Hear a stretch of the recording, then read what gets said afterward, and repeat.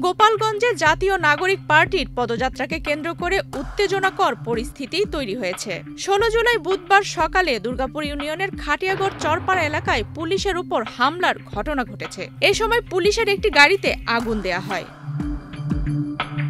Police ও স্থানীয় সূত্রে জানা যায়, এনসিপির মার্চ টু গোপালগঞ্জ কর্মসূচিকে কেন্দ্র করে নিষিদ্ধ ঘোষিত ছাত্রলীগের নেতাকর্মীরা উলপুর দুর্গাপুর সড়কে সমবেত হয়। এ সময় খবর পেয়ে ঘটনাস্থলে পৌঁছানো টহল পুলিশকে লক্ষ্য করে হামলা চালানো হয়। হামলাকারীরা পুলিশের গাড়িতে ভাঙচুর করে ও তাতে আগুন ধরিয়ে দেয়। পরে যৌথ বাহিনী ঘটনাস্থলে গিয়ে পরিস্থিতি নিয়ন্ত্রণে আনে।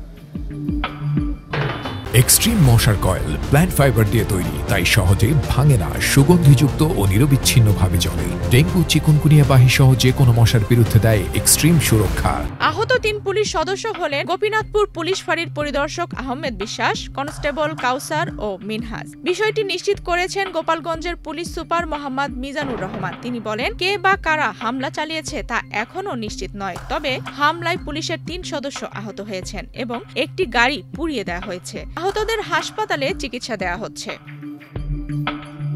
পরে গোপালগঞ্জ সদর উপজেলা নির্বাহী কর্মকর্তার গাড়ি বহরেও হামলার ঘটনা ঘটেছে। সদর উপজেলার গান্ধিয়াসুর এলাকায় এ ঘটনা ঘটে। এখানেও বেশ কয়েকজন আহত হয়েছেন। উপজেলা নির্বাহী কর্মকর্তা এম রকিবুল হাসান নিজেই বিষয়টি নিশ্চিত করেছেন।